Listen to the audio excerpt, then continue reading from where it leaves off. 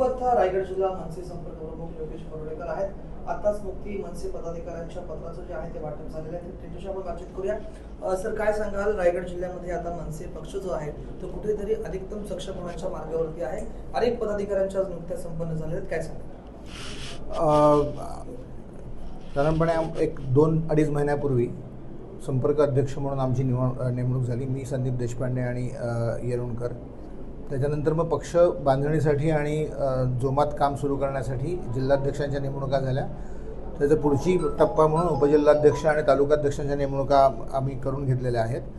आता मध्यवर्ती कार्यालय म्हणून मध्य रायगडसाठी पेण हायवेवरती आपण एक कार्यालय घेतलेलं आहे. त्याचप्रमाणे पनवेल महानगरपालिकेतलं कार्यालय आणि माणगाव शहरामध्ये एक दक्षिण रायगडसाठी एक कार्यालय, अशा तिन्ही कार्यालयांचं उद्घाटन करण्यासाठी 9 तारखेला क्रांती दिवस जो आहे तो क्रांती दिवसाचा औचित्य साधून राजसाहेबांनी वेळ दिलेली आहे. तर आम्ही राजसाहेबांच्या तो दौरा आपण आयोजित केलेला आहे आणि त्याच वेळेला उद्घाटनही होईल आणि त्याच्यानंतर मग पूर्ण जोनाने आम्ही कामाला सुरुवात करू.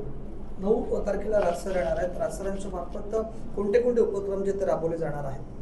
उपक्रम तर आपण सतत करतच असतो. उपक्रम असा वेगळा नसतो, पण ही जी काय नवीन कार्यकारिणी तयार झालेली आहे ती अतिशय जोराने काम करेल आणि सामान्य लोकांसाठी जे जे गरजेचं पडेल, जसं की आता अगदीच महत्त्वाचा मुद्दा सांगायचा म्हणजे आता माणगाव बायपासचा विषय दरवर्षी सांगितलं जातं की हे होणार, पण गणपतीच्या तोंडावरती आश्वासनं देऊन फक्त पानं पुसली जातात.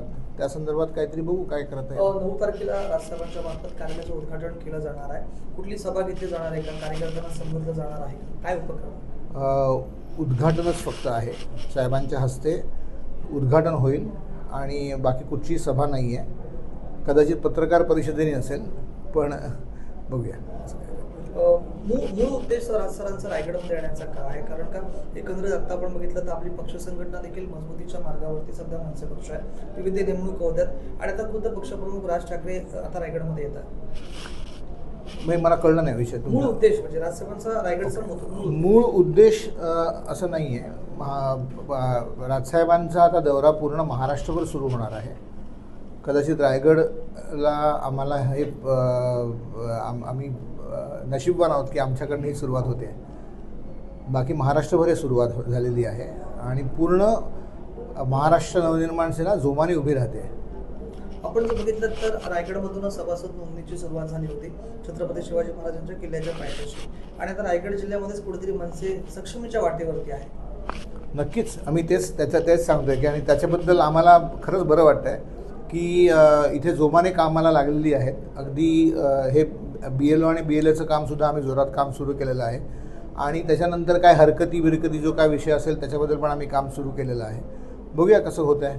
स्थानिक स्वराज्य संस्थेच्या निवडणुकीमध्ये मनसे सहभागी होऊ शकतो. सर्व निवडणुकांमध्ये अगदी ग्रामपंचायतीपासून ते अगदी शेवटच्या निवडणुकांपर्यंत आम्ही आता सक्रिय असणार आहोत आणि 100% असणार आहोत आणि ह्याच्यातनं आम्ही रिझल्ट पण देणार आहोत. धन्यवाद सर.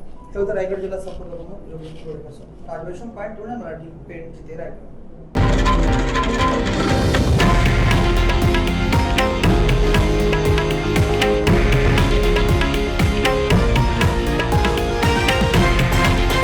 हे आहे देशातील नंबर 1 न्यूज नेटवर्क आणि आपण पाहत आहात TV9 मराठी, एकमेव.